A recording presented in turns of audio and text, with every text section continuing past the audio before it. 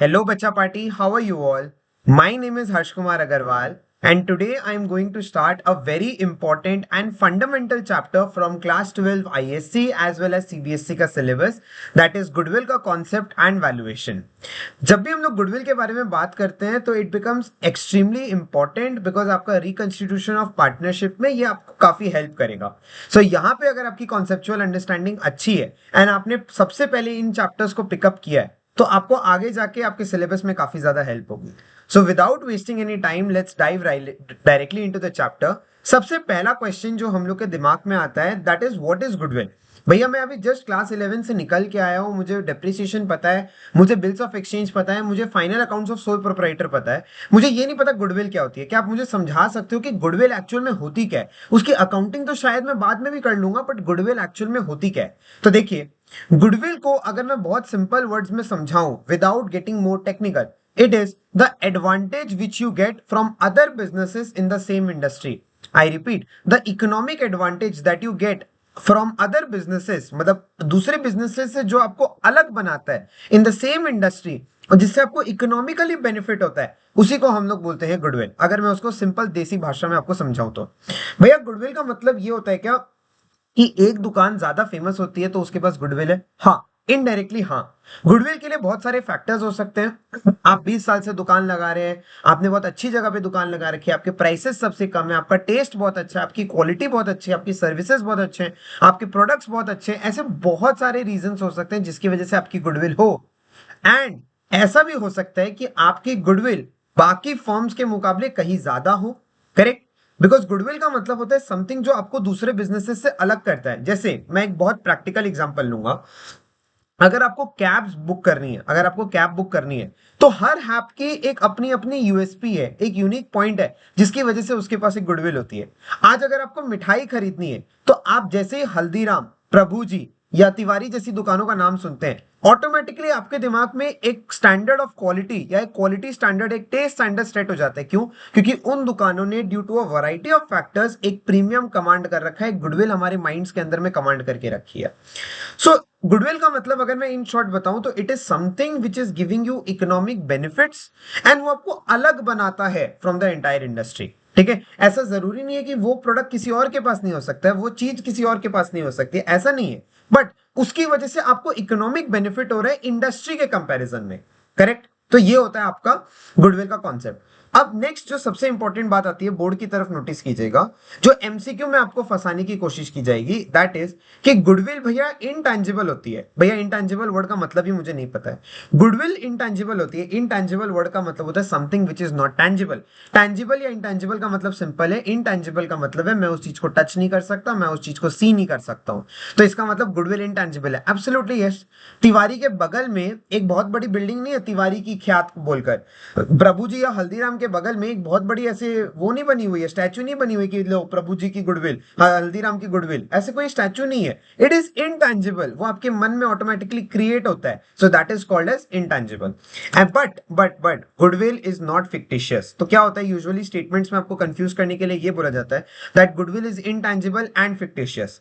तो आप लोग क्या सोचते हैं, इनटैंजिबल भी है, फिक्टिशियस भी है, ठीक है, हम लोग ट्रू एंड फॉल्स कर देते हैं, ये गलत हो जाता है. Not fictitious. फिक्टिशियस वर्ड्स का मतलब क्या होता है भैया? देखो, फिक्टिशियस का मतलब ये होता है कि वो चीज वास्तविकता में, रियलिटी में एग्जिस्ट करती ही नहीं है. आई रिपीट, वो चीज वास्तविकता में या रियलिटी में एग्जिस्ट नहीं करती है. जैसे for example Harry Potter fiction है. फिक्शन क्यों है? क्योंकि वो रियलिटी में एग्जिस्ट नहीं करता है.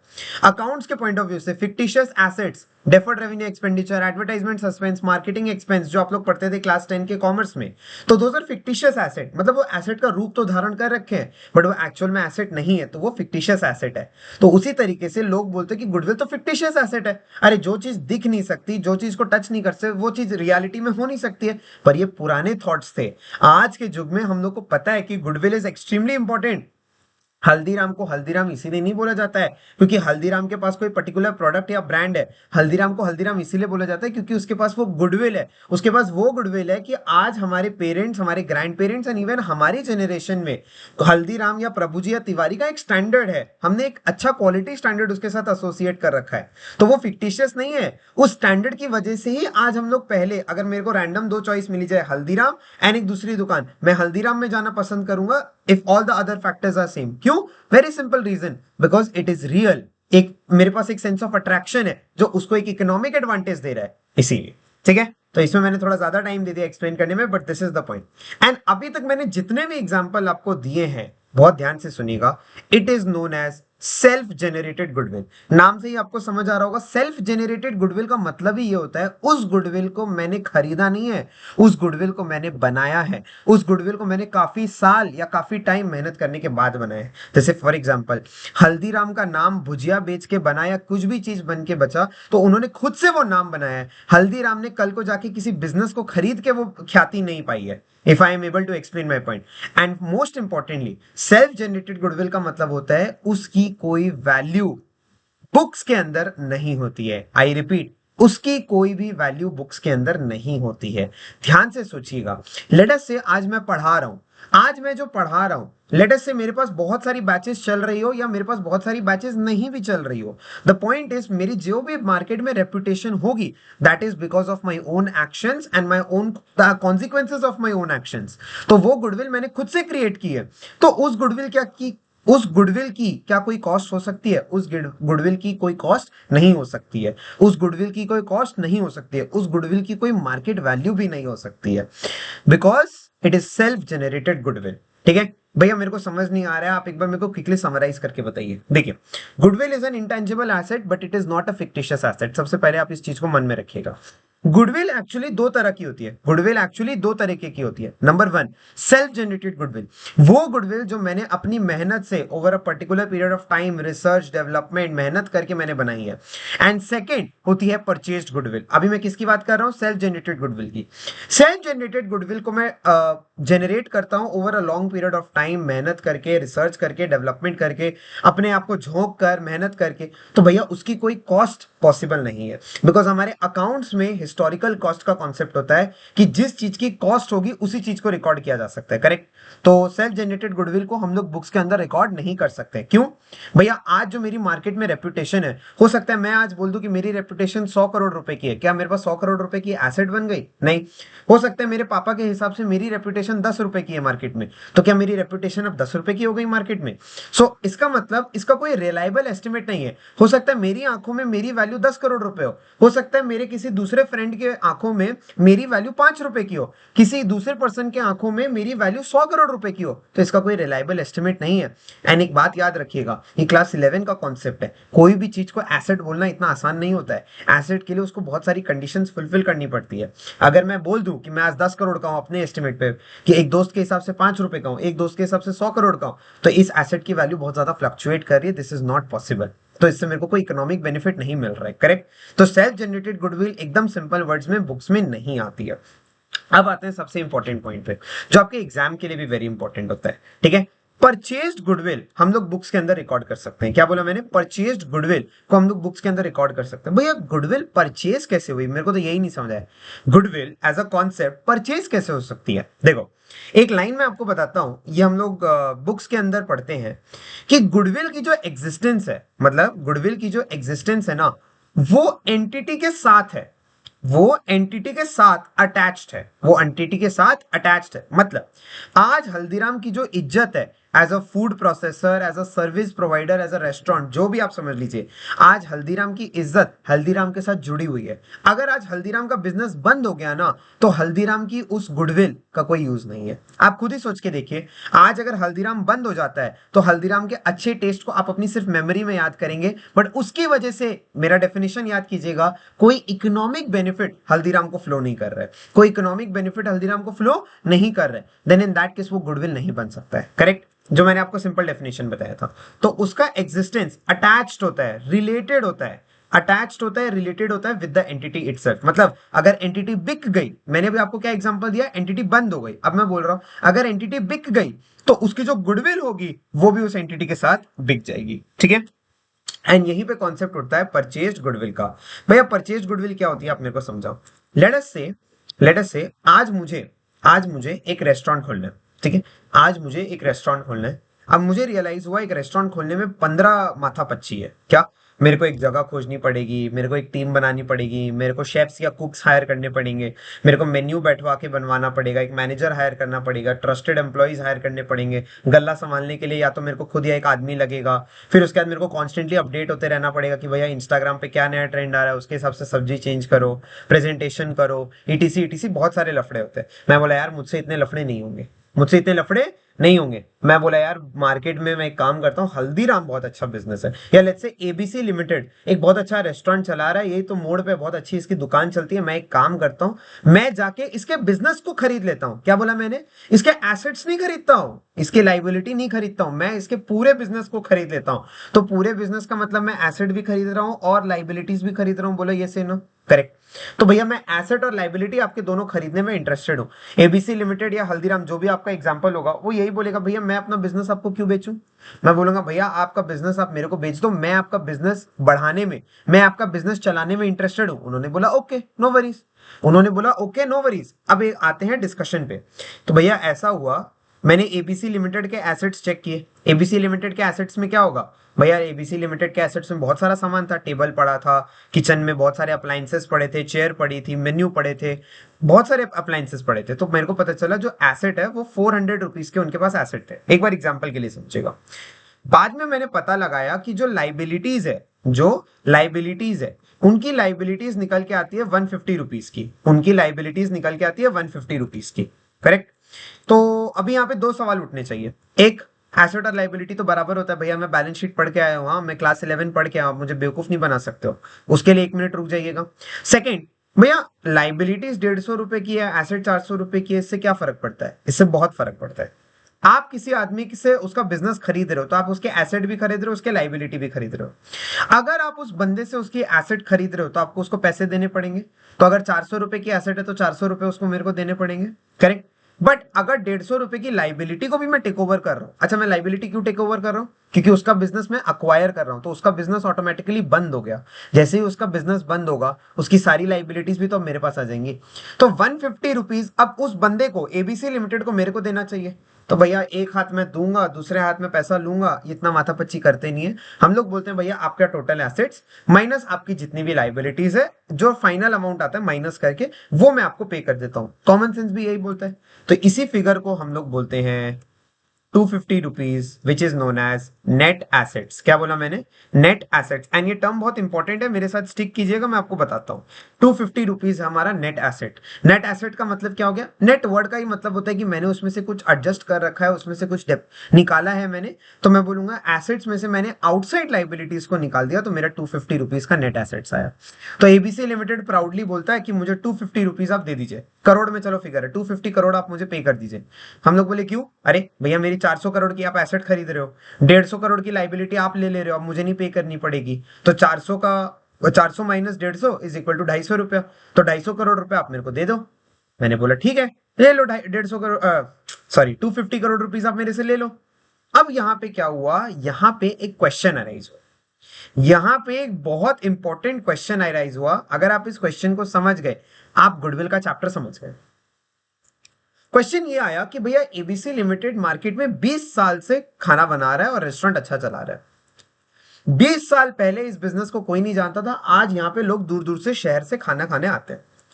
20 साल के अंदर इसने बहुत अपना नाम बनाया, इसका taste, quality, chef, management, service सब कुछ टॉप क्लास है। ठीक है, इसमें टॉप क्लास है सब कुछ, और प्राइसिंग भी अच्छी है, तो मतलब हर तरह के लोग आते हैं खाने के लिए। तो भैया आप 20 साल की मेरी मेहनत को 1 सेकंड में खरीद के लेके चले जाओगे। आप मेरी 20 साल की मेहनत को 1 सेकंड में खरीद के लेके चले जाओगे। Is this fair? मैंने बोला इज दिस फेयर मतलब फ्री में थोड़ी लेके जा रहा हूं, मैं तो 250 करोड़ आपको पे करके जा रहा हूं। आप कैसी बातें कर रहे हैं बहकी बहकी? बोला रुकिए, 400 करोड़ तो मेरी एसेट है, जो मेरी फिजिकल एसेट है मुझे दिख रही है। 150 करोड़ की मेरी आउटसाइड लाइबिलिटी है। वेरी गुड, वो आउटसाइड लाइबिलिटी भी आप ले लो। बट एक बात बताना मेरे को बहुत ऑनेस्टली, जो आज मैंने इतना नाम कमाया, जो आज मेरे पास कस्टमर खड़े रहते हैं, शटर उठाने से पहले कस्टमर रेडी है खाने को, आज जो आप बिजनेस टेक ओवर कर लोगे, आपका स्टार्टिंग पॉइंट क्या जीरो है, या आपका स्टार्टिंग पॉइंट ऑलरेडी जहां मेरी 20 साल की मेहनत खत्म हुई वहां पे है? मैंने बोला हाँ, आपकी जहां 20 साल की मेहनत है वहां पे मैं स्टार्टिंग कर रहा हूं। एंड इसीलिए तो मैं आपका बिजनेस खरीद रहा हूँ, क्योंकि आपका रेस्टोरेंट बहुत अच्छा चलता है। तो बोलता है वो मैं आपको फ्री में क्यों दूं। आप आज अगर एक नया बिजनेस बनाते, मतलब आज आप एक नया रेस्टोरेंट बनाते, तो आपको भी ये कॉस्ट लगी जाती है 250 करोड़ रुपया कहीं ना कहीं से करके। हाँ, लग जाती।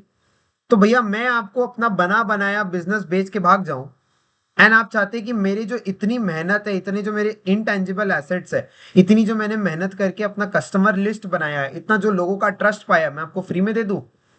मैंने बोला नहीं, ये तो चलो गलत बात है, कोई बात नहीं, आप बताइए क्या करना चाहिए इस केस में। तो उन्होंने मेरे को बोला भैया 250 करोड़ रुपए तो मेरी नेट एसेट है, 250 करोड़ रुपए तो मेरी नेट एसेट है, उससे तो कम मैं लूंगा नहीं। मैं बोला ठीक है, कोई दिक्कत नहीं है। आप एक काम करो भैया, आप एक काम करो, मुझे 280 करोड़ रुपीस पे करो। कितना पे करो? 280 करोड़ रुपीस। मैंने बोला ये मुझे कुछ समझ नहीं आया, 250 करोड़ का नेट एसेट अभी तो हमने रियलाइज किया, अभी तो हमने देखा, तो आप 280 करोड़ मेरे से क्यों मांग रहे हो? बोला सुनो, आपको 280 करोड़ पे करना है तो करो, वरना यहां से चले जाओ। मैंने बोला ठीक है, 280 करोड़ रुपीस मैंने पे कर दिए और मैं आ गया वहां से। फिर मैं अपने अकाउंटेंट के साथ बैठा तो उसने मुझे समझाया कि देखिए भैया, 250 करोड़ रुपए की तो आपने उससे नेट एसेट खरीदी है, 250 करोड़ रुपए की तो आपने उससे नेट एसेट्स खरीदी है। जो 30 करोड़ रुपए आपने एक्स्ट्रा पे किया, क्या बोला मैंने? जो 30 करोड़ रुपए आपने एक्स्ट्रा पे किया, दैट इज योर गुडविल। क्या बोला मैंने? That is your goodwill. ये जो एक्स्ट्रा पेमेंट मैंने कर दी नेट एसेट्स के ऊपर, 1 रुपया भी अगर मैंने एक्स्ट्रा पे किया है, वो 1 रुपया मेरा गुडविल है। I repeat, net assets. जो नेट एसेट्स का मतलब क्या है? जो मेरा एसेट माइनस आउटसाइड लाइबिलिटी। तो भैया जितने मेरे एसेट्स एंड लाइबिलिटीज मिला के लगने चाहिए थे, उससे जितना पैसा मैंने एक्स्ट्रा पे किया है, यानी कि एक्स्ट्रा, जो एक्स्ट्रा अमाउंट है, दैट इज माई गुडविल। इसी को अकाउंट्स की भाषा में परचेज्ड गुडविल बोलते हैं। एंड इसके अलावा कोई भी गुडविल एग्जिस्ट नहीं कर सकती है in your books of accounts. क्यों? सेल्फ जनरेटेड गुडविल तो अलाउड ही नहीं है। सेल्फ जनरेटेड गुडविल तो अलाउड ही नहीं है। अगर सेल्फ जनरेटेड गुडविल अलाउड होती, तो 20 साल पहले या 20 साल के अंदर अंदर उस रेस्टोरेंट ने अपने ऊपर एक एसेट बना लिया होता, 100 करोड़, 200 करोड़, 300 करोड़ का, तो वो भी अभी नेट एसेट्स का पार्ट हो चुकी होती। बट मैंने आपको जैसा बताया, अकाउंटिंग स्टैंडर्ड 26, क्या बोला मैंने? अकाउंटिंग स्टैंडर्ड 26 हम लोग को अलाउ नहीं करता है सेल्फ जनरेटेड गुडविल को रिकॉर्ड करना, इसीलिए परचेज्ड गुडविल का कॉन्सेप्ट निकल के आया। तो मैंने बोला ठीक है भैया, ले लो, एक काम करो, 280 करोड़ ले लो, बट मेरे को एक बिजनेस बेच दो। वो खुशी खुशी चला गया। क्यों? 30 करोड़ रुपया उसकी खुद की पूरी 101% पॉकेट में जाएगा, बिकॉज वो 30 करोड़ रुपए का तो कोई उसने एसेट बेचा नहीं, वो 30 करोड़ रुपए उसकी मेहनत का पैसा था, वो उसकी गुडविल थी। ठीक है? आपको, आई होप सो आपको समझ आया होगा मैं क्या समझाना चाह रहा हूं। Goodwill is basically the excess of purchase consideration over net assets. अगर मैं इसको सिंपल भाषा में बोलूं, तो मैं बोल सकता हूं, अगर मैं एक फॉर्मूला बनाने की कोशिश करूं, तो गुडविल इज इक्वल टू, अच्छा ये परचेज गुडविल की बात हो रही है, हाँ पूरा टाइम याद रखिएगा, ये परचेज गुडविल की बात हो रही है। So purchase goodwill is equal to purchase consideration, purchase consideration minus net assets, purchase consideration minus net assets. And आपके दिमाग में एक क्वेश्चन आ सकता है कि भैया नेट एसेट्स क्या होता है? तो मैं बोलूंगा net assets is equal to total assets, ठीक है, total assets minus outside liability. ठीक है, total assets minus outside liability. अब मैं आता हूं एक और डाउट के ऊपर जो आप लोग के दिमाग में चल रहा होगा, भैया आउटसाइड लाइबिलिटी क्या होता है? ये तो मुझे समझ नहीं आया। देखिए, liability side of the balance sheet में बहुत सारे आइटम होते हैं, जैसे कि कैपिटल पड़ी रहती है, जैसे कि रिजर्व्स पड़े रहते हैं, ठीक है, जैसे कि लेट्स से क्रेडिटर्स पड़े रहते हैं, जैसे कि लेट्स से आउटस्टैंडिंग एक्सपेंसेस पड़े रहते हैं। लेट्स से ये 4 आइटम है मेरे पास, ठीक है। अब आप मेरे को एक बात बताइएगा, भले ही हम लोग इसको एज अ लाइबिलिटी डिस्क्लोज करते हैं, बट कैपिटल एंड रिजर्व्स पे हक तो ओनर्स का होता है, इस पे जो हक होता है वो ओनर्स का होता है, करेक्ट।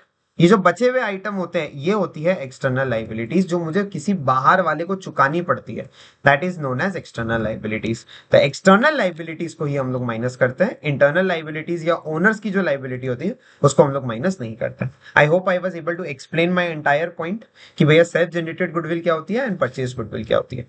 ठीक है, so this is how the purchase goodwill का concept works. It is the excess of purchase consideration over net assets. ठीक है, इसके विपरीत क्या भैया केस कभी पॉसिबल हो सकता है? यस, डेफिनेटली इसके विपरीत भी एक केस पॉसिबल है, वो केस भी मैं आपको बता देता हूं एक बार फटाफट। ठीक है, एक बार स्क्रीन की तरफ फोकस कीजिएगा। देखिए, लेट अस से सेम सिचुएशन, 400 करोड़ की एसेट्स, 150 करोड़ की आउटसाइड लाइबिलिटीज, 250 करोड़ की नेट एसेट्स।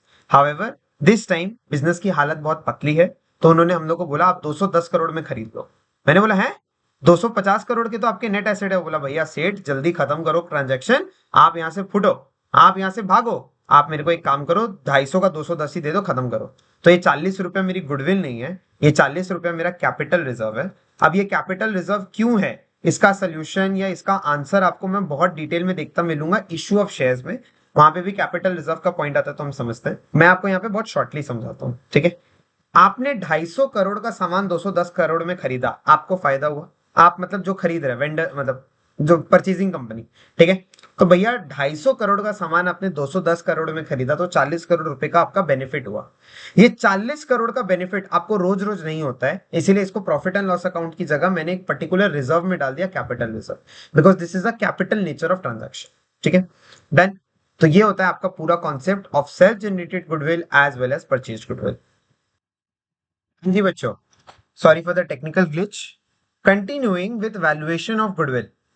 अब वैल्यूएशन ऑफ गुडविल जब हम लोग को सीखना है, अपने को ये याद रखना चाहिए कि गुडविल हम लोग निकाल क्यों रहे हैं। हम लोग बिजनेस की गुडविल निकाल रहे हैं ताकि उस बिजनेस को जब हम लोग बेचे तो जो एक्स्ट्रा अमाउंट हम लोग निकाल सके, उसकी बात हो रही थी। एंड उसी कॉन्टेक्स्ट में मैंने आप लोग को सिखाया था कि बिजनेस की गुडविल निकलती है एंड कैपिटल रिजर्व भी निकल सकता है in a very worst case scenario. अब फाइनली हम लोग आते हैं वैल्यूएशन ऑफ गुडविल पे। वैल्यूएशन ऑफ गुडविल किस तरीके से निकलती है आप समझिएगा। पहली बात, एक बार मैं आपको जर्नल एंट्री के फॉर्म में दिखाता हूं।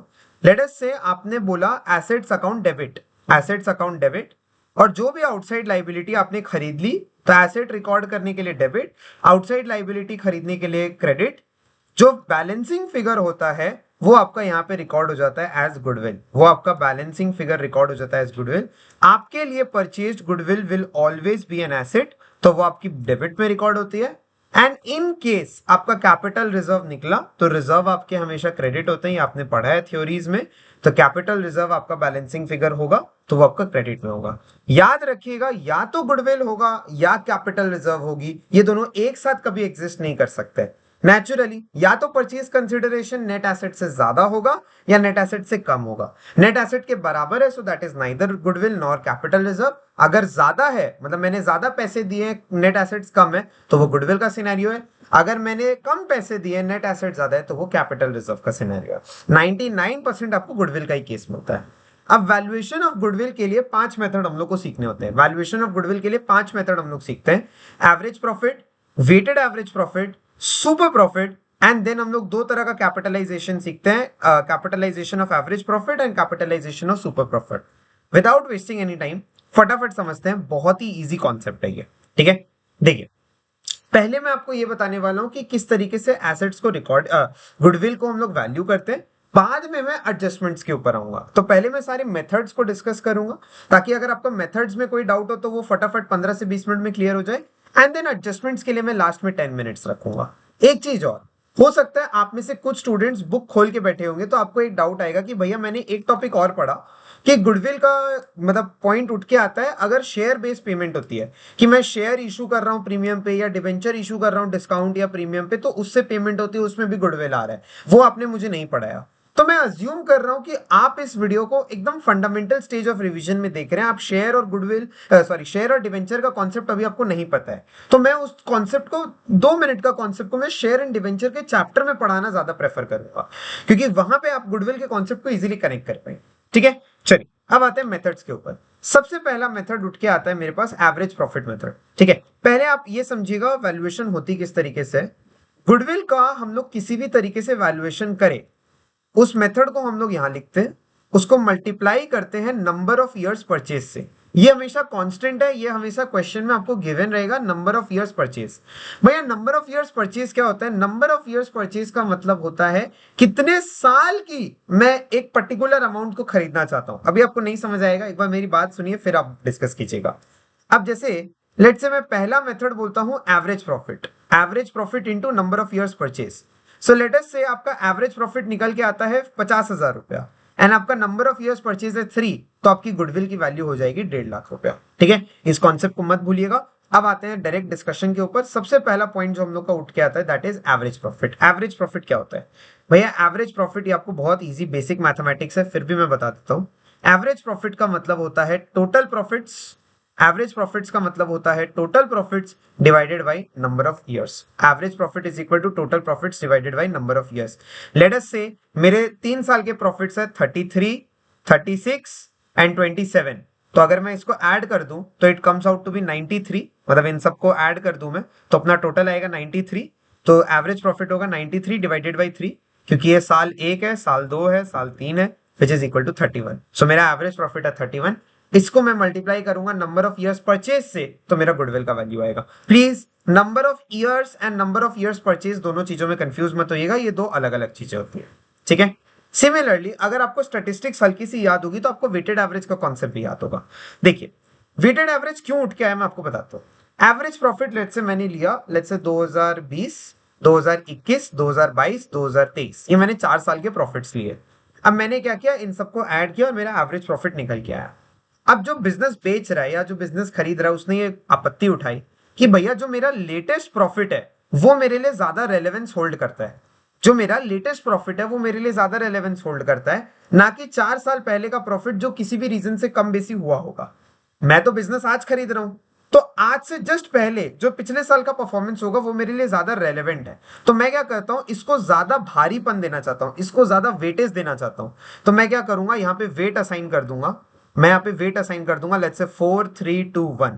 तो अब जो भी आंसर होगा मैं उसको एक वेट से मल्टीप्लाई कर दे रहा हूं। जैसे लेट अस से मेरा प्रॉफिट रहा 10, 8, 12, 20, ठीक है, 20 नहीं, चलिए 15 पकड़ते हैं, ठीक है। तो अब मैं 10 प्लस 8 प्लस 12 प्लस 15 नहीं करूंगा, अब मैं क्या करूंगा, अब मैं करूंगा 10 इंटू 1 10, 8 इंटू 2 16, 12 इंटू 3 36, 15 इंटू 4 60। ये अब मेरा लॉजिक होगा। तो पहले सिनेरियो में अगर मैं सिंपल एवरेज लेता तो मेरा आंसर कितना आता, 18 प्लस 12 30 45। तो मेरा आंसर आता 45। 45 divided by 4 is equal to 10 नहीं सॉरी 11.25। ये मेरा एवरेज प्रॉफिट होता, करेक्ट। अब आप मेरे को एक बात बताइए, पिछले साल में 15 का प्रॉफिट किया लेकिन मेरा एवरेज आ रहा है 11.25, तो मेरे रिसेंट ईयर्स को ज्यादा रेलेवेंस नहीं मिला।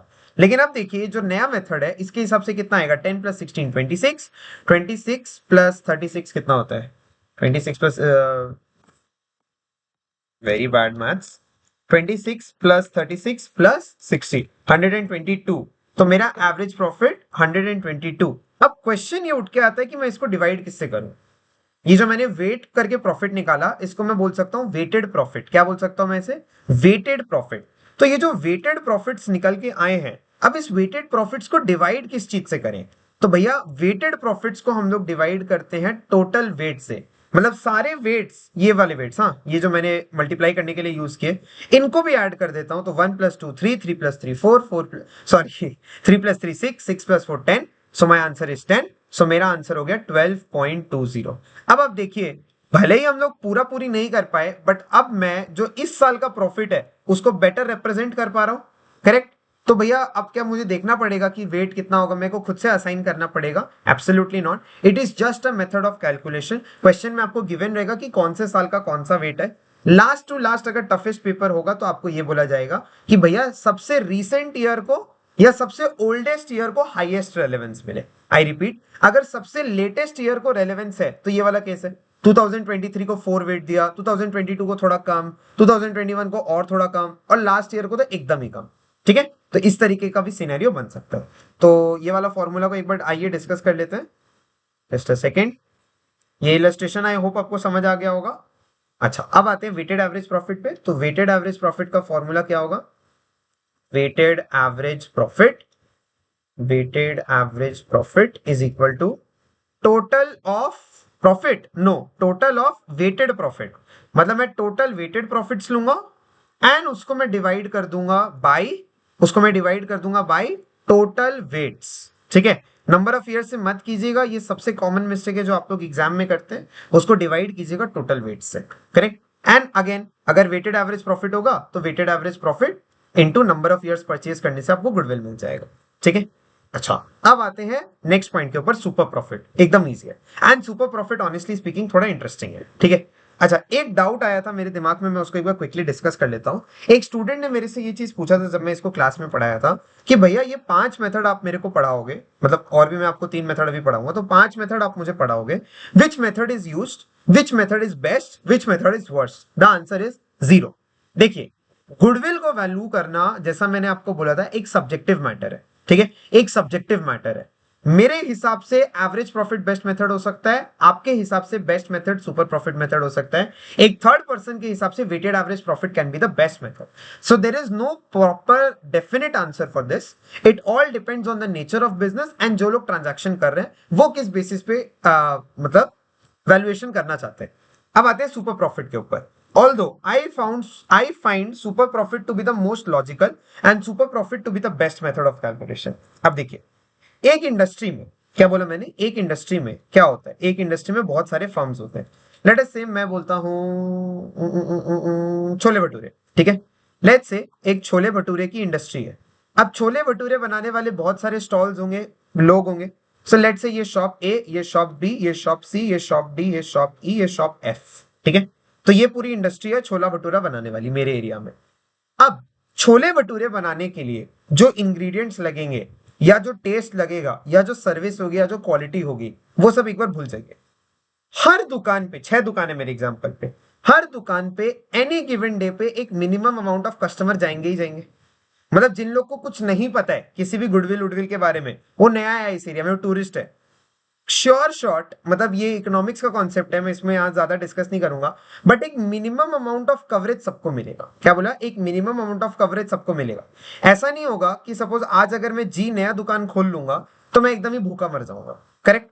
एक minimum amount of profit, let's say 50 plate, 20 plate, 10 plate, मेरी 10 प्लेट तो रोज की रोज बिकेगी ही बिकेगी, करेक्ट। मैं ये नहीं बोल रहा हूं मेरी इंडस्ट्री में बेस्ट होगी, मैं ये नहीं बोल रहा हूं मेरी इंडस्ट्री में एवरेज होगी, प्लीज मेरे वर्ड्स ध्यान से सुनिएगा। एक मिनिमम अमाउंट ऑफ प्रॉफिट या एक मिनिमम अमाउंट ऑफ सेल्स मेरी होगी ही होगी, चाहे मैं नया हूं चाहे मैं पुराना हूं, मिनिमम होगा ही होगा, करेक्ट। तो अब मुझे पता चला कि भैया ए की सेल्स थोड़ी कम है, बी की सेल्स थोड़ी ज्यादा है, सी की सेल्स थोड़ी कम है, डी की सेल्स थोड़ी ज्यादा है, and so on and so fourth. मुझे उससे फर्क नहीं पड़ता। मैंने ये पता किया कि भैया छोले भटूरे की इंडस्ट्री में मेरा एवरेज रिटर्न है 8%। एवरेज रिटर्न है 8%, इसको हम लोग बोलते हैं नॉर्मल प्रॉफिट। क्या बोला मैंने? नॉर्मल प्रॉफिट, कि भैया इतना प्रॉफिट तो सबको होगा ही होगा। जैसे मैंने अभी आपको एग्जांपल दिया, 20 प्लेट तो सबकी बिकेगी ही बिकेगी, मतलब A B C D E आज अगर रैंडमली भी चले जाए कहीं पे भी, उनकी 20 प्लेट बिकेंगी ही बिकेगी। उसके ऊपर जो उनकी बिकी, वेरी गुड, बट 8 मतलब एक मिनिमम नॉर्मल प्रॉफिट होगा ही होगा। भैया ऐसा हो सकता है किसी दिन कुछ ही ना बिके, फिर तो भैया एक एडवर्स सिचुएशन आ जाती है, फिर सुपर प्रॉफिट की जो थ्योरी के असम्पशंस है उसको आप फेल कर रहे हैं। इस थ्योरी के हिसाब से 8 मतलब एक नॉर्मल प्रॉफिट या एक मिनिमम अमाउंट ऑफ प्रॉफिट सबको होगा ही होगा। इसको हम लोग मिनिमम भी बोल सकते हैं, ठीक है, ये अपना मिनिमम है कि 8% तो नॉर्मल प्रॉफिट होगा ही होगा, करेक्ट। इससे ज्यादा प्रॉफिट भी पॉसिबल है, करेक्ट। तो अगर इससे ज्यादा प्रॉफिट पॉसिबल है, देन इन दैट केस हम लोग क्या करते हैं, हम लोग फाइंड आउट करते हैं कि भैया 8% तो नॉर्मल प्रॉफिट था। अब मुझे पता चला कि मेरा प्रॉफिट हुआ है 13%, मेरा प्रॉफिट हुआ है 15%, और मेरा प्रॉफिट हुआ है 9%, अगर आपको बोर्ड पे दिख रहा हो। तो देखिए, ये 3 दुकानों के मैंने रेट उठाए। तो अब आप मुझे बताइए, अगर नॉर्मल प्रॉफिट ही 8% था, मुझे 13% हुआ, तो 5% मेरा एक्स्ट्रा है, 5% मेरा एक्स्ट्रा है। अगर 8% नॉर्मल है, 15% मुझे हुआ, तो 7% मेरा एक्स्ट्रा है। अगर 8% नॉर्मल है, 9% मुझे हुआ है, तो 1% मेरा एक्स्ट्रा है। अरे भैया, आप जो गुडविल का डेफिनेशन स्टार्टिंग में बताए थे वो यही तो था। The extra economic advantage that I get over my competitors is called goodwill, correct. Super profit सबसे बेस्ट तरीका है गुडविल को समझने का। भैया 8% का नॉर्मल प्रॉफिट तो हल्दीराम क्या, अगर आज मैं ही ठेला लेके खड़ा हो जाऊं, चाट पापड़ी राज कचौड़ी बेचने लगूं, तो मुझे ही हो जाएगा। तो वो तो हम लोग को नहीं कमाना है ना। एक बिजनेस को अलग कौन बनाता है? जो वो नॉर्मल से ऊपर उठे, जो एक अच्छी ग्रोथ दे। तो भैया उसके लिए तो आपको नॉर्मल प्रॉफिट यानी मिनिमम प्रॉफिट से ऊपर जाना पड़ेगा। यस, तो देखिए, एक बिजनेस में 5% एक्स्ट्रा, एक बिजनेस में 7% एक्स्ट्रा, एक बिजनेस में 1% एक्स्ट्रा। भैया ये आपको कैसे पता? ये मैं एक एग्जाम्पल के लिए लिया हूं। तो अब मैं ऐसे बोल सकता हूं क्या, अगर आप समझने की कोशिश करें, कि भैया नॉर्मल प्रॉफिट के ऊपर जो मैंने कमाया वो मेरा बेनिफिट है। नॉर्मल प्रॉफिट के ऊपर जो मैंने कमाया वो मेरा बेनिफिट है। तो अगर मैं उसे एक इक्वेशन के फॉर्म में लिखूं, सो आई कैन एनीथिंग, मतलब आई कैन से कि एवरेज प्रॉफिट मेरा होगा, एवरेज प्रॉफिट मेरा होगा, मैं आपको दिखा देता हूं, एवरेज प्रॉफिट इज मेरा, तो मैं इसको एक बार हिंदी में लिख देता हूं, मेरा ओन प्रॉफिट्स, एवरेज प्रॉफिट का मतलब है मेरा ओन प्रॉफिट्स। अब ये हो सकता है 7% एक्स्ट्रा हो, 5% एक्स्ट्रा हो, 1% एक्स्ट्रा हो, स्टैंडर्ड इंडस्ट्री में ही चला हो 0% एक्स्ट्रा हो, उसमें से अगर मैं माइनस कर दूं नॉर्मल प्रॉफिट्स, क्या माइनस कर दूं मैं, नॉर्मल प्रॉफिट्स, तो मुझे क्या मिलेगा, वो एक्स्ट्रा अमाउंट, जो एक्स्ट्रा अमाउंट है उसी को हम लोग बोलते हैं सुपर प्रॉफिट्स, उसी को हम लोग बोलते हैं super profits. Super profit is average profit minus normal profit. अब आप एक बार सोच के देखिए, मेरा प्रॉफिट में आप माइनस कर देते हैं आप जो इंडस्ट्री में सबको मिलता है, तो वही तो मेरा एक्स्ट्रा प्रॉफिट है, जो मैं आपको 15% माइनस 8% करके दिखाया, उसी तरीके से मैंने इसको निकाल दिया। ठीक है, अब एक क्वेश्चन उठ के आता है, भैया एवरेज प्रॉफिट तो मिल गया, ये रहा, ऊपर हमने पढ़ लिया, बट भैया ये नॉर्मल प्रॉफिट कैसे कैलकुलेट होगा, एग्जाम में देगा क्या, नहीं एग्जाम में नहीं देगा, हो सकता है एग्जाम में आपको इसको कैलकुलेट करना पड़े, तो आइए मैं आपको बता देता हूँ नॉर्मल प्रॉफिट कैसे निकलता है। ठीक है, बाय द वे अगर आप मेरे पूरे लेक्चर को अभी तक ध्यान से सुन रहे होंगे तो आपको समझ आ गया होगा नॉर्मल प्रॉफिट कैसे निकलता है। नॉर्मल प्रॉफिट का मतलब होता है कैपिटल एम्प्लॉयड, नॉर्मल प्रॉफिट का मतलब होता है capital employed into into normal rate of return. इसको समझने के लिए 2 मिनट और दे दीजिए बस। ठीक है, नॉर्मल रेट ऑफ रिटर्न। ठीक है भैया, एक बात बताइए, लेट्स से आपके पास एक जादुई पोटली है, लेट्स से आपके पास एक जादुई पोटली है, ठीक है, उसमें आप जितना भी पैसा डालो वो 8-10% ग्रो करता है, उसमें 10% रिटर्न मिलेगा। लेट्स से एक एफडी है, क्या आप उसमें 10% एफडी पाते हो, 10% इंटरेस्ट पाते हो, 10% रिटर्न पाते हो। तो अगर मैं 2 करोड़ की एफडी करूंगा 10% के रेट से, तो मुझे साल में 20 लाख रुपए का ब्याज मिलेगा, करेक्ट, पर एनम। अगर मैं उसमें 200 करोड़ रुपए की एफडी करूंगा तो 10% के हिसाब से मुझे मिलेंगे 20 करोड़ रुपए पर एनम एज इंटरेस्ट, खाली देखते जाना। अगर मैं उसमें 50 लाख रुपए की एफडी करूंगा तो मुझे मिलेंगे खाली 5 लाख रुपया पर एनम। एंड अगर मैं उसमें 20 रुपए की या जैसे 30 रुपए की एफडी करूंगा तो मेरे को मिलेंगे खाली 3 रुपया पर एनम, करेक्ट। मतलब भैया आप क्या बोलना चाह रहे हो, मतलब जो आपका फाइनल फिगर है, इट डिपेंड्स कि आपने इनिशियली कितना रुपया लगाया। हाँ भैया इतना तो मुझे पता है, इतना तो बेसिक्स होता है। अच्छा, अब दूसरा चीज देखिएगा, सपोज मेरे पास बिजनेस में 50 लाख रुपए लगाने के लिए है, एक बिजनेस में 8% नॉर्मल प्रॉफिट है, नॉर्मल प्रॉफिट है, अब आपको नॉर्मल प्रॉफिट समझ आ गया, तो उस बिजनेस में मुझे कितना रुपए का रिटर्न मिलना चाहिए, उस बिजनेस में टेक्निकली 4 लाख रुपए पर एनम मुझे मिनिमम मिलेगा ही मिलेगा। अगर एक बिजनेस इंडस्ट्री में जाता हूं जहां 10% का रिटर्न है, तो वहां पे 5 लाख रुपए पर एनम मिलता रहेगा। अगर एक इंडस्ट्री है जहां पे मुझे 20% रिटर्न मिलता है, तो फिर मुझे 10 लाख रुपए पर एनम मिलता रहेगा। और एक इंडस्ट्री है जहां पे मुझे खाली 3% रिटर्न मिलता है, तो मुझे खाली 1.5 लाख रुपीज पर एनम मिलता रहेगा। कहने का तात्पर्य ये है कि आपका जो फाइनल फिगर है वो आपका रेट पे भी डिपेंड करता है।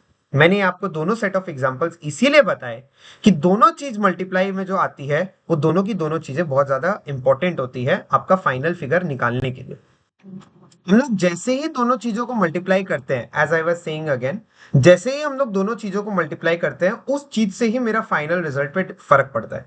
मतलब अगर मेरा रिटर्न सेम है तो मेरी कैपिटल पे फर्क पड़ता है, और अगर मेरी कैपिटल सेम है तो मेरा नॉर्मल रेट ऑफ रिटर्न पे मैटर करता है। तो इसीलिए जितना ज्यादा कैपिटल और जितना ज्यादा नॉर्मल रेट ऑफ रिटर्न, उतना ही ज्यादा आपका नॉर्मल प्रॉफिट्स। इस फॉर्मूला को याद रखने के लिए मैंने आपको छोटा सा एग्जांपल दिया कि यही सोचिएगा, मिनिमम रेट ऑफ रिटर्न तो एक परसेंटेज होगा, है ना। ऐसा थोड़ी है कि अच्छा आप इस धंधे में डूब जाइए आपको 80 लाख रुपया साल का मिलता रहेगा, बिल्कुल नहीं। वो डिपेंड करता है आप बिजनेस के अंदर कितना रुपया लगा रहे हैं और उस इंडस्ट्री का रेट कितना है। अगर उस इंडस्ट्री में रेट ही 2% है, तो आप अगर 20 करोड़ रुपए भी लगाएंगे तो आपको खाली 40 लाख रुपए ही मिलेगा at the end of the year. ठीक है, तो इस चीज को थोड़ा ध्यान रखिएगा। अच्छा, हो गया आपका सुपर प्रॉफिट वाला पार्ट भी हो गया। एंड फाइनली आपके कैपिटलाइजेशन वाले मेथड्स आते हैं, तो आइए दोनों कैपिटलाइजेशन वाले मेथड्स को डिस्कस करते हैं। सबसे पहले आता है आपका कैपिटलाइजेशन ऑफ एवरेज प्रॉफिट्स। ठीक है, capitalisation of average profits, capitalisation of average profits.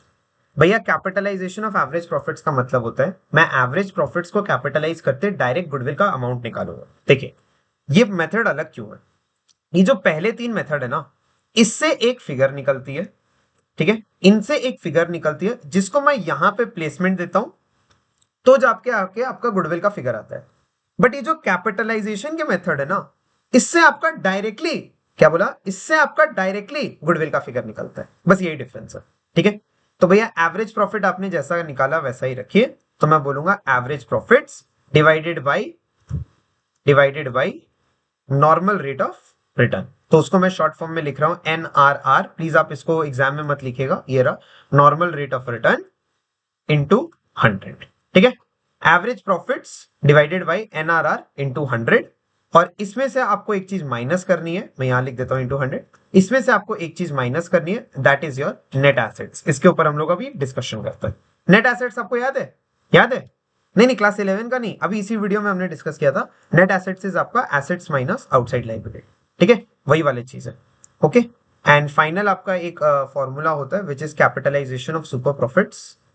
ये तो सबसे इजी फॉर्मूला है। ठीक है, कैपिटलाइजेशन ऑफ सुपर प्रॉफिट्स। अगर आपको एग्जाम में परेशान करना होगा, वो आपको कैपिटलाइजेशन ऑफ सुपर प्रॉफिट्स ही देगा। ठीक है, सो कैपिटलाइजेशन ऑफ सुपर प्रॉफिट्स का formula is very easy, it is super profits into 100 divided by NRR, बस इसमें से कुछ माइनस नहीं करना होता है। तो आइए मैं आपको बताता हूं कैपिटलाइजेशन मेथड क्या होता है, उसको हम लोग कैलकुलेशन कैसे करते हैं, कंप्यूटेशन कैसे करते हैं। देखिए, अपॉलॉजीज, देखिए आप एक बार ध्यान से देखिएगा, आपका एक सुपर प्रॉफिट है, ठीक है, उसको आपने कैपिटलाइज कर दिया। ठीक है, तो वो आपका कैपिटलाइजेशन ऑफ सुपर प्रॉफिट्स हो गया। कैपिटलाइज करने का मतलब है आप एक पर्टिकुलर परसेंटेज से उसको डिवाइड कर देते हैं। ठीक है, जैसे फॉर एग्जांपल लेट अस से मेरा सुपर प्रॉफिट है 40,000 रुपीज। कितना है? लेट्स से मेरा सुपर प्रॉफिट है 40,000 रुपया। ठीक है, एंड मेरा जो नॉर्मल रेट ऑफ रिटर्न है मेरा इंडस्ट्री में लेट्स से 8% है।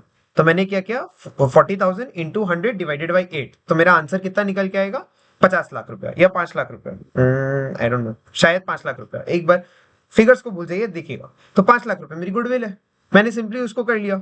वरना क्या होता, 40,000 into number of years purchase करके मैं निकालता।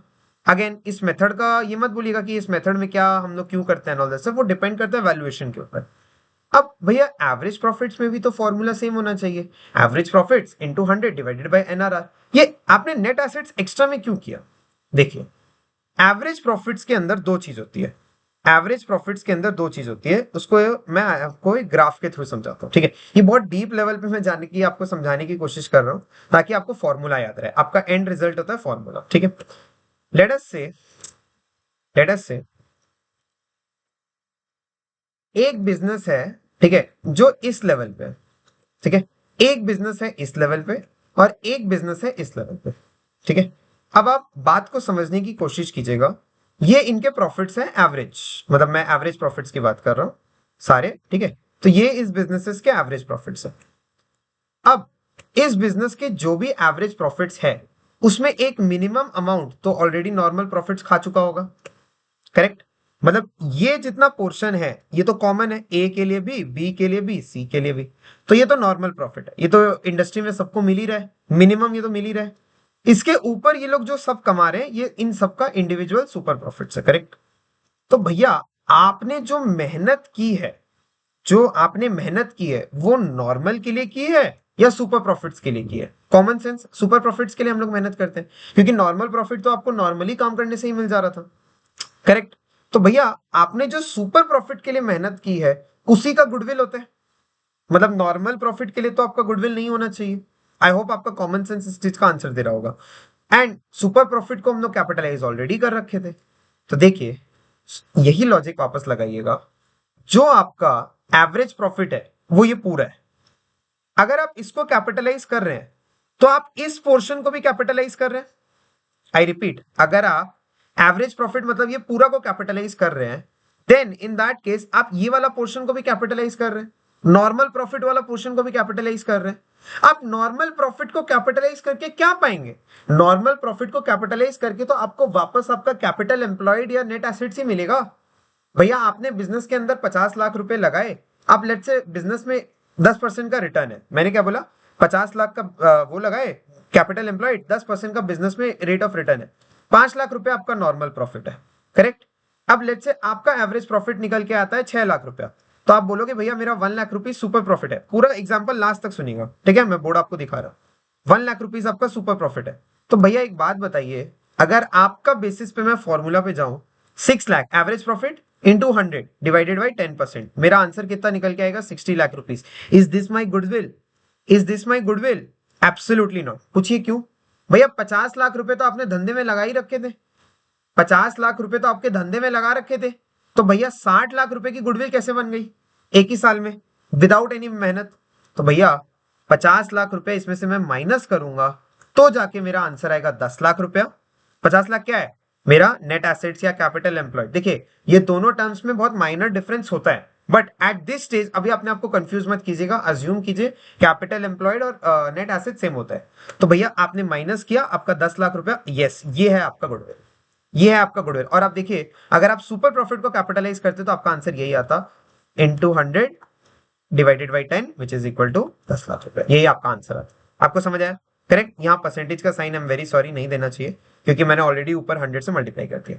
ठीक है, ये मैंने खाली आपको एक तरीका बताया है कि क्यों हम लोग नेट एसेट्स को माइनस करते हैं, क्योंकि भैया एवरेज प्रॉफिट में आप ऑलरेडी नॉर्मल प्रॉफिट को इंक्लूड कर चुके हो, तो आप नॉर्मल प्रॉफिट को भी कैपिटलाइज करोगे तो आपका तो कैपिटल ही जुड़ गया, मतलब आपकी गुडविल में आपकी कैपिटल भी जुड़ गई। ये कैसा इकोनॉमिक एडवांटेज हुआ? कोई सेंस नहीं बनाया। अगर आपको ये पोर्शन समझ आया तो ठीक, अगर आपको नहीं आया आप एक बार वापस सुन सकते हैं। हावेवर ये एग्जाम पॉइंट ऑफ व्यू से ये डिस्कशन इंपॉर्टेंट नहीं है। ठीक है, चलिए फाइनली तो ये आपका हो गया सारा मेथड्स। ठीक है, अच्छा अब एक क्वेश्चन उठ के आ सकता है कि भैया नेट एसेट्स क्या होता है? Net assets is equal to assets minus outside liability. And capital employed क्या होता है वो मैं आपको बता देता हूँ। कैपिटल एम्प्लॉयड का मतलब होता है वो कैपिटल जो आपने बिजनेस के अंदर लगा रखी है। आप ऐसा इमेजिन कीजिए, आप ऐसा इमेजिन कीजिए कि ये आपकी बैलेंस शीट है। ठीक है, ये आपकी बैलेंस शीट है। बैलेंस शीट के अंदर आपके बहुत सारे एसेट्स होंगे, बहुत सारी लाइबिलिटीज होंगी, वो तो ठीक है। यहाँ पे आपकी दो लाइबिलिटीज होती है, कैपिटल एंड रिजर्व्स। ठीक है, तो इसको मेरे को चाहिए इन दोनों का एडिशन, मेरे को चाहिए इन दोनों का एडिशन। ठीक है, तो दो तरीका है, या तो मैं बैलेंस शीट से कैपिटल प्लस रिजर्व्स उठा लेता हूँ, हैप्पी, या दूसरा तरीका ये होता है मैं यहाँ पे सब कुछ ऐड कर देता हूँ, सब कुछ यहाँ पे ऐड कर देता हूँ। ठीक है, मतलब मैं एसेट्स का टोटल ले लेता हूँ। ठीक है, एंड यहाँ से जितनी भी आउटसाइड लाइबिलिटीज है उनको माइनस कर देता हूँ, तो मैं वापस यहीं पे आ जाऊँ।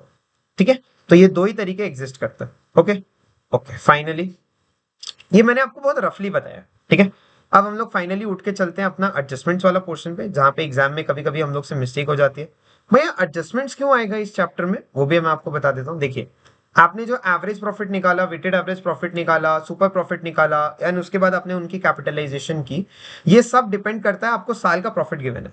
अब आपको साल का प्रॉफिट डायरेक्टली नहीं देगा, कभी कभी होता है कि उस साल का प्रॉफिट में कुछ गड़बड़ है तो उसको ठीक करना पड़ता है आपको, उसी का हम लोग डिस्कशन करते हैं। ठीक है, अच्छा क्या क्या एडजस्टमेंट्स एग्जिस्ट करता है in the valuation of goodwill? By the way हमने ये पांचों मेथड्स डिस्कस कर लिए।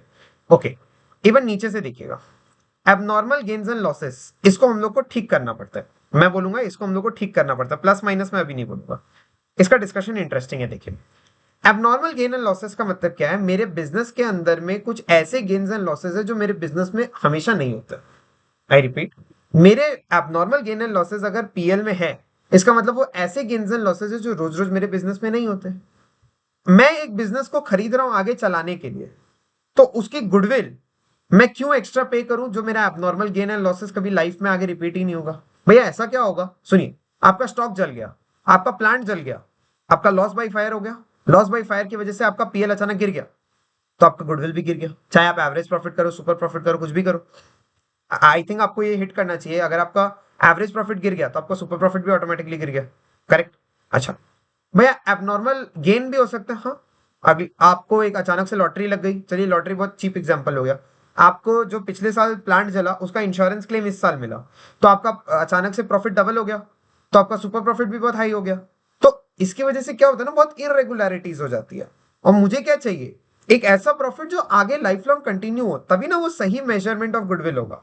गुडविल का मतलब आप मेरी मेहनत को लेके जा रहे हैं, आग लगाना और इंश्योरेंस लगना मेहनत का पार्ट कब से हो गया? तो भैया सिंपल है, अगर आग लगी होगी, प्लीज लॉजिकली सोचिएगा, इसको याद कराने का कोई सेंस नहीं है। अगर आग लगी होगी तो आपका पीएल घटा होगा, अगर आग लगी होगी तो आपका प्रॉफिट एंड लॉस अकाउंट में हिट आया होगा तो वो घटा होगा, तो अभी उसको ठीक करने के लिए वापस ऊपर उठा देंगे, ऐड कर देंगे। आपको इंश्योरेंस क्लेम मिला होगा तो आपका प्रॉफिट बढ़ा होगा, तो उसको ठीक करने के लिए आप प्रॉफिट को माइनस कर देंगे। इसीलिए मैंने लिखा एबनॉर्मल गेन्स एंड लॉसेस को हम लोग ठीक कर देते हैं। ठीक है, उसी तरीके से next, interest on trade and non trade investment, बहुत माइन्यूट पॉइंट है बट हो सकता है कभी एग्जाम में आपको टेस्ट कर दे। Trade investment and non trade investment क्या होती है? ट्रेड इन्वेस्टमेंट का मतलब है वो इन्वेस्टमेंट जो मेरे बिजनेस से रिलेटेड है, ठीक है।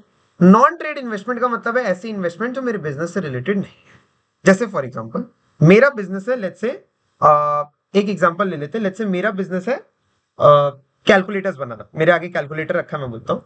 तो अगर कोई ऐसा मैंने इन्वेस्टमेंट कर रखा है जो मेरे ट्रेड से रिलेटेड है, ठीक है, जैसे मैंने कोई कैलकुलेटर बनाने वाली कंपनी खरीद ली, so that is a trade investment.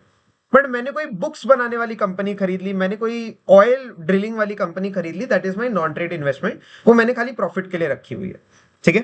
तो जो नॉन ट्रेड इन्वेस्टमेंट्स, जो नॉन ट्रेड इन्वेस्टमेंट्स का इंटरेस्ट होता है, उसको हम लोग को हटाना पड़ता है, ठीक है। बहुत माइन्यूट पॉइंट है, मेरे को याद भी नहीं है, बुक में ऐसा कोई एक इलस्ट्रेशन था मेरे को याद है जिसमें ये पॉइंट टेस्ट हुआ है, वरना ये कभी टेस्ट नहीं होता है, बट क्या पता है, you can always get it in boards. So आपका इंटरेस्ट ऑन ट्रेड या नॉन ट्रेड इन्वेस्टमेंट्स, वो भी आप एक बार देख लीजिएगा। खाली नॉन ट्रेड इन्वेस्टमेंट्स को मुझे हटाना पड़ता है माइनस, क्यों? इंटरेस्ट से आपका बढ़ा होगा ना, तो उसको ठीक करने के लिए माइनस, ठीक है। ये आपका फाइनल पॉइंट हो गया। अब ये 3 इंपॉर्टेंट पॉइंट्स आराम से इनको डिस्कस करते हैं। पहला, मैनेजमेंट कॉस्ट, गुडविल एक्सपेंस या वैल्यूएशन चार्जेस, ये अलग अलग नाम होते हैं। भैया क्या बोलेगा आपको, मैं एक एग्जांपल से समझा देता हूँ। भैया मेरा ना 50,000 रुपए का एक साल का प्रॉफिट है, लेट्स से ईयर 1 का 50,000 है, ईयर 2 का 20,000 रुपए।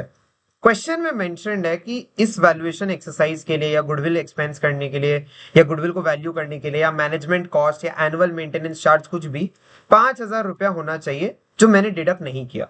या सिंपल इतना लिख देगा, management cost is 5,000 rupees per month या पर एनम, देख लीजिएगा पर मंथ है तो वो फिर पर एनम में क्रिएट कर लीजिएगा, बट मैं बोलता 5,000 रुपीज पर एनम। तो आपको क्या करना पड़ेगा, दोनों केसेस में 5,000 रुपया डिडक्ट करना पड़ेगा, ठीक है। तो फिर आपका एडजस्टेड प्रॉफिट होगा 45,000 एंड 15,000। तो इसका ये इफेक्ट होता है, ठीक है। तो ये 3 एडजस्टमेंट थे, बहुत ही इजी थे, इसमें I am pretty damn sure आपको डाउट नहीं आ रहा होगा अगर आप रिवीजन के तौर पे इस वीडियो को देख रहे हैं। अब फाइनल डिस्कशन आता है इन 2 पॉइंट्स के ऊपर में, that is over valuation and under valuation of opening stock या क्लोजिंग स्टॉक। तो इसको बताते हैं क्या होता है। देखिए, अगर आपको आपका ट्रेडिंग अकाउंट याद हो, ट्रेडिंग अकाउंट में क्या होता है फटाफट समझते हैं।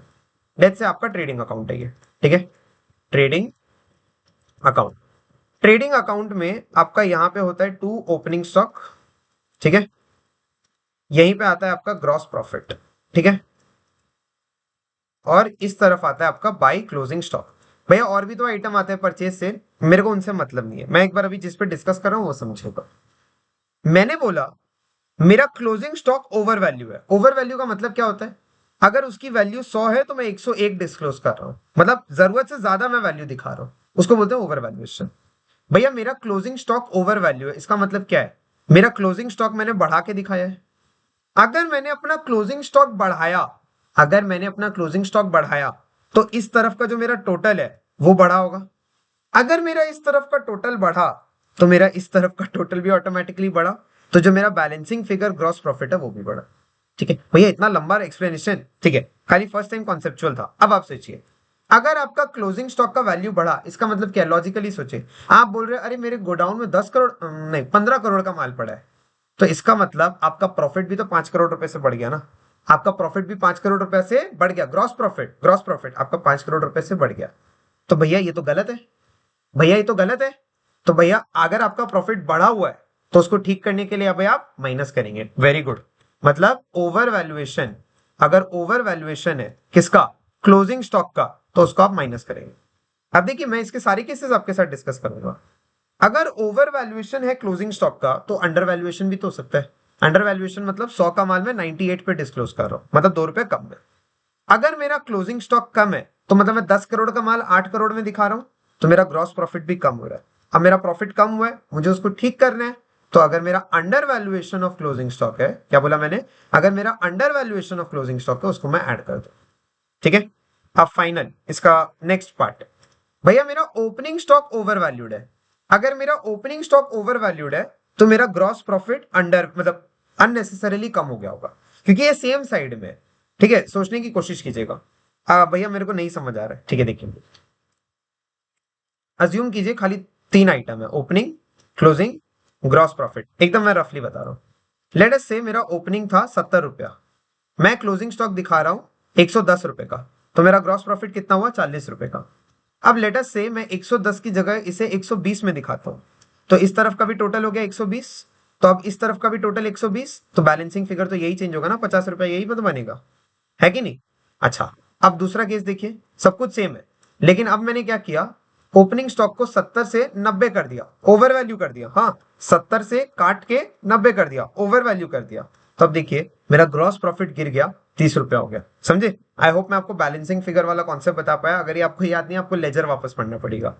तो अगर आपका ओवर वैल्यूएशन है ऑफ क्लोजिंग स्टॉक, क्या बोला मैंने, अगर आपका ओवर वैल्यूएशन है of opening stock, then in that case आपका प्रॉफिट घटा होगा, उसको ठीक करने के लिए आपको ऐड करना पड़ेगा। एंड फाइनली वेरी इजी, अगर आपका ओपनिंग स्टॉक अंडर वैल्यूड है तो आपका ग्रॉस प्रॉफिट ओवर वैल्यूड होगा, तो ओवर वैल्यूड है मतलब ऊपर है, उसको ठीक करने के लिए आपको माइनस करना पड़ेगा। ठीक है भैया, ये तो इजी था। हाँ, ये तो इजी था, बट यहाँ पे एक कंफ्यूजन आता है स्टूडेंट्स को, वो मैं बताता हूँ क्या है। ठीक है, देखिए जहां पे आप गलती करते हैं, वापस let's say y1 y2 y3, ठीक है, आपको प्रॉफिट्स भी क्वेश्चन में गिवन रहेगा, लेट्स से 40,000, ठीक है, 40,000, 50,000, 45,000, सिंपल।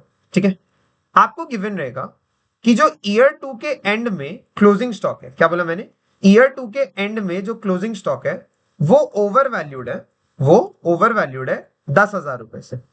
अब एक बार मेरे साथ बोलिएगा, अच्छा ईयर 2 के एंड में क्लोजिंग स्टॉक ओवर वैल्यू है, क्लोजिंग स्टॉक ओवर वैल्यू है मतलब प्रॉफिट भी ऊपर कर रखा है, तो प्रॉफिट को ठीक करने के लिए मेरे को माइनस करना पड़ेगा।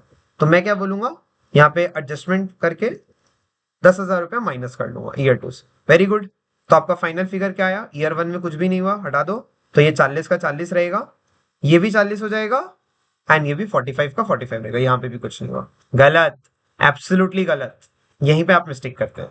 भैया अभी तो मैंने आपका इंस्ट्रक्शन को फॉलो किया, सुनिए, अगर इस साल के एंड में क्लोजिंग स्टॉक ओवर वैल्यू है, तो जो 31 मार्च को यहां पे क्लोजिंग स्टॉक है वो यहां पे आके ओपनिंग स्टॉक बन गया होगा, मतलब ईयर 3 का ओपनिंग स्टॉक भी तो ओवर वैल्यू हुआ होगा, हाँ कि ना।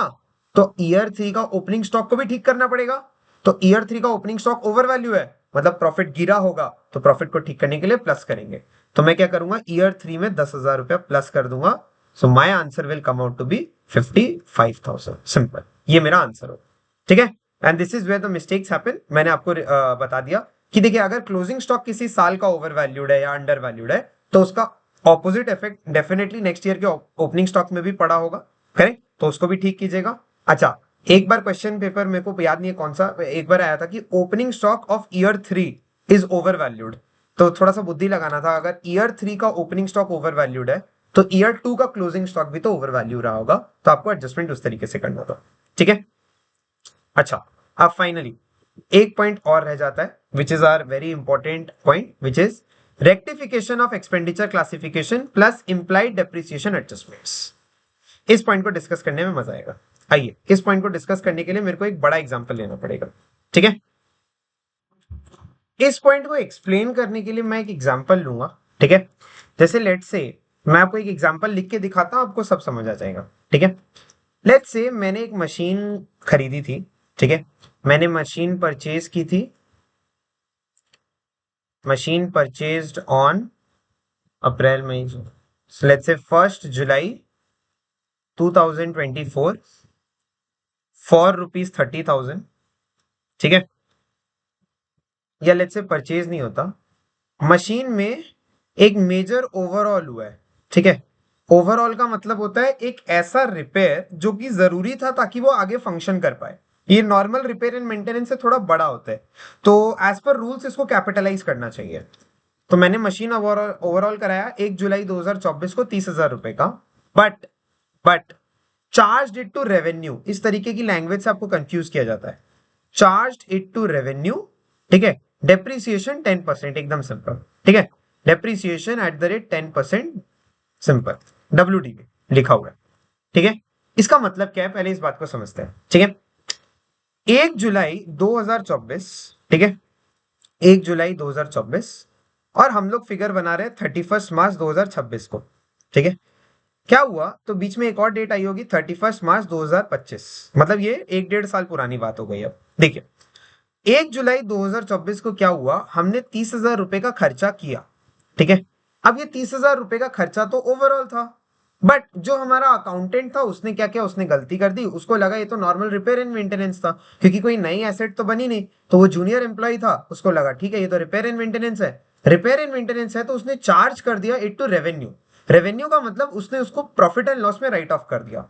तो मुझे एक बात बताइए, अगर उसने रेवेन्यू में चार्ज कर दिया, इसका मतलब 30,000 रुपया उसने प्रॉफिट एंड लॉस में डाल दिया होगा, करेक्ट।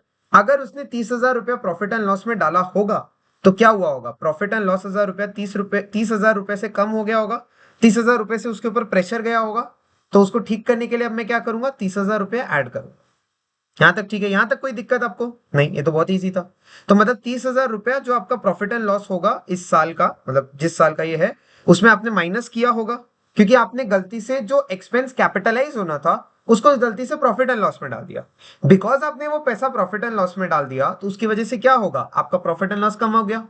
जैसे ही आपका प्रॉफिट एंड लॉस कम हुआ, आपका प्रॉफिट में गड़बड़ हो गया, तो उसको ठीक करने के लिए आप 30,000 रुपया ऐड कर दीजिए। वेरी गुड, यहां तक तो इजी था भैया, इसमें क्या टफ है। देखिए, अगर आपने प्रॉफिट एंड लॉस में पैसा नहीं डालना था तो इसका मतलब वो एसेट बनना था, तो एसेट के ऊपर डेप्रिसिएशन लगना था। एसेट के ऊपर आपने डेप्रिसिएशन लगाया नहीं, क्यों नहीं लगाया, क्योंकि अभी तो भैया पता चला कि वो एसेट है, हम तो उसको गलती से प्रॉफिट एंड लॉस में एक्सपेंस मान के काम कर रहे थे। अब मुझे पता चला कि भैया वो तो एसेट है, बिकॉज वो एक एसेट है उसके ऊपर डेप्रिसिएशन लगना चाहिए। तो एक बात बताइए, 30,000 रुपए के ऊपर मेरा डेप्रिसिएशन भी आएगा, कितना रुपया का डेप्रिसिएशन आएगा बताइए। तो आप बोलेंगे 30,000 रुपया का 10%, एब्सोल्युटली इनकरेक्ट। मैंने मशीन कब खरीदी है, मैंने मशीन खरीदी है 1 जुलाई को, तो 9 महीने के हिसाब से डेप्रिसिएशन लगेगा। सो दिस इज 30,000 का 3/4 which is equal to 22,500, sorry 2,250 rupees, correct. And अगले साल वापस आपका डेप्रिसिएशन लगेगा कितना रुपए पे, 30,000 माइनस 2250, क्योंकि WDV है। आई होप आपको इतना तो पता ही है, करेक्ट। तो आपका आंसर आएगा 27। एक सेकेंड, पहली बार मैं एक बार चेक कर लेता हूँ। 2250 तो सही था, हाँ 27750 उसका हाफ, तो 2775 आपका नेक्स्ट ईयर का डेप्रिसिएशन था। तो ये आपको इफेक्ट देना था। तो इसका इफेक्ट किस तरीके से दिखेगा, Y1 Y2 Y3 let's say, ठीक है। Y1 Y2 नहीं, चलो इजीली बोल देते हैं, लेट्स से 2023-24, 24-25 जिसमें गलती हुई, एंड 25-26 रीसेंट ईयर है, ठीक है। तो इसके अंदर 30,000 रुपया मैंने गलती से डाल दिया था, तो 30,000 रुपए को मेरे को ऐड बैक करना है, एंड डेप्रिसिएशन को मुझे माइनस करना है। 2250 का डेप्रिसिएशन माइनस होगा, और यहाँ पे 2775 का डेप्रिसिएशन माइनस होगा, है ना। अरे भैया पहले तो मैंने डेप्रिसिएशन माइनस नहीं किया था ना, तो अब मुझे डेप्रिसिएशन को भी एडजस्ट करना पड़ेगा। तो डेप्रिसिएशन एडजस्टमेंट ये इतना, और ऊपर आपका जो आपने गलती से, मतलब बोलते हैं ना, इनकरेक्ट क्लासिफिकेशन किया था, तो मैं बोल सकता हूँ इनकरेक्ट रिकॉर्डिंग, ठीक है।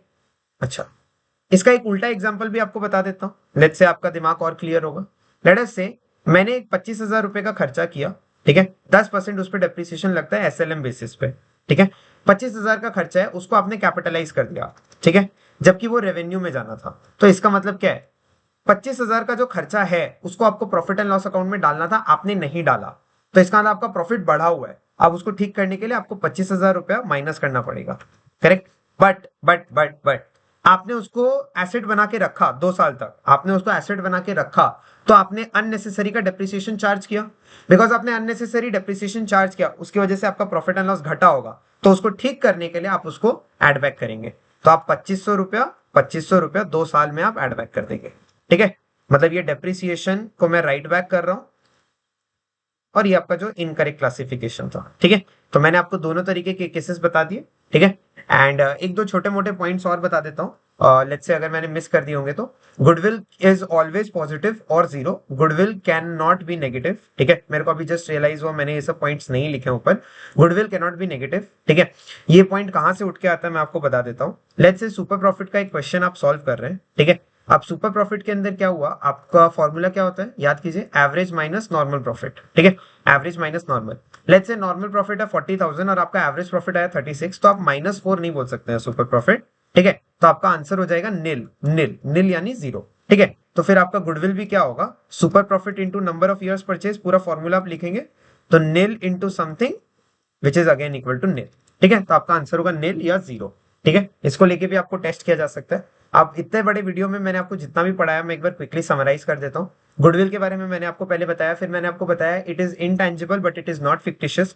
उसका जो एक्जिस्टेंस होता है वो बिजनेस से जुड़ा हुआ होता है, अगर बिजनेस बिक जाएगा तो वो भी बिक जाएगा। दो तरह की गुडविल होती है, self generated goodwill and purchased goodwill as per accounting standard 26 issued by the Institute of Chartered Accountants of India. आपका बुक का लैंग्वेज है। एज पर AS 26 आपको सेल्फ जनरेटेड गुडविल बुक्स में लिखना अलाउड नहीं होता है, खाली परचेज गुडविल ही बुक्स में अलाउड होता है। 5 तरीके से हम लोग वैल्यूएशन कर सकते हैं गुडविल का। एक होता है एवरेज प्रॉफिट, एक सेकंड, हाँ, एक होता है average profit, total profit by number of years, weighted average profit, total weighted profit divided by total weights, super profit जिसका मतलब होता है average profit minus normal profit. Average profit आपने ऊपर सीख लिया, नॉर्मल प्रॉफिट का मतलब होता है capital employed into normal rate of return. फिर होता है capitalisation of average profit which is average profit into 100 divided by NRR minus net asset, उसका मैंने रीजन आपको पूरा अच्छे से समझाया। And capitalisation of super profit that is super profit into 100 divided by normal rate of return NRR। ठीक है, फिर मैंने आपको 5 तरह के एडजस्टमेंट्स मैंने आपको बताए। एबनॉर्मल, देखिए कोई भी आइटम है उसको आपको ठीक करना है, तो आप सोचिए उसका क्या इफेक्ट रहा होगा एंड उसको फिर ठीक कर दीजिए। एबनॉर्मल गेन एंड लॉसेस होता है, गेन का मतलब आपका प्रॉफिट एंड लॉस अननेसेसरीली बढ़ा हुआ है, लॉस है तो अननेसेसरली घटा हुआ है, उसको ठीक करने के लिए प्लस या माइनस कर दीजिएगा। ट्रेड इन्वेस्टमेंट्स में जो इंटरेस्ट मिलता है दैट इज वेरी गुड, आपको अच्छा लगता है, बट नॉन ट्रेड इन्वेस्टमेंट्स में जो इंटरेस्ट होता है उसको आपको हटा देना चाहिए, क्योंकि वो नॉर्मली आपके बिजनेस का पार्ट नहीं होना चाहिए। फिर होता है management cost, goodwill expense, valuation expense. ये हो सकता है आपके क्वेश्चन में मेंशन हो कि एनुअल मेंटेनेंस कॉस्ट या एनुअल मैनेजमेंट कॉस्ट इतना चार्जेस देता है, वो आपको माइनस करना पड़ेगा हर साल से, क्योंकि वो एनुअल है तो हर साल के प्रॉफिट से माइनस होगा। Rectification, over valuation, under valuation, मैंने आपको बताया कि अगर closing stock over value under value है तो उसके वजह से अगले साल का जो ओपनिंग स्टॉक होगा वो भी ओवर वैल्यू अंडर वैल्यू होगा, तो वहीं पे आप मिस्टेक करते हैं, उस चीज को मत कीजिएगा। And most important, rectification of expenditure classification. आपने कैपिटल एक्सपेंस को गलती से रेवेन्यू मान लिया, रेवेन्यू एक्सपेंस को गलती से कैपिटल मान लिया, उस एक्सपेंस की एंट्री को तो आप ठीक कर ही लेंगे, बट उसके साथ जो डेप्रिसिएशन का इफेक्ट होगा वो मत भूलिएगा। जैसे कि मैंने अभी आपको बताया, मैं एग्जांपल के तौर पे, आपने गलती से उसको कैपिटल एक्सपेंस को गलती से रेवेन्यू मान लिया था, तो उसको आपने कैपिटल तो बना लिया, प्रॉफिट एंड लॉस से हटा लिया, वेरी गुड, बट उसकी वजह से अब जो डेप्रिसिएशन होना चाहिए था उस पॉइंट ऑफ टाइम से, उसको भी आपको एडजस्ट करना पड़ेगा। ठीक है, एंड मैं आपको ऑनेस्टली बता रहा हूं, मैंने जो आपको एग्जांपल्स दे दे के सारे एडजस्टमेंट्स बताए, आपको यही एग्जांपल्स अपनी बुक्स के अंदर मिलेंगे। आपको क्वेश्चन सॉल्विंग के दौरान इसकी कोई ज्यादा डिफिकल्टी नहीं आनी चाहिए अगर आप इसके अंदर सारे कॉन्सेप्ट्स को पढ़े। स्टिल अगर आपको लगता है कि आपको कोई डाउट है, please feel free to ask it in the comment section. I will try my best to get back to you as fast as possible. And please इस चैप्टर को थोड़ा सा मतलब बोलते सीरियसली पढ़ने की कोशिश कीजिएगा, बिकॉज इसके अंदर जो क्वेश्चंस होते हैं वो ज्यादा आउट ऑफ द बॉक्स नहीं आते हैं, वो काफी इजी आते हैं, खाली कैलकुलेशन हैवी होते हैं। तो अगर आपको एक बार कॉन्सेप्ट समझ आ गया then I don't think so आपको दिक्कत होगी।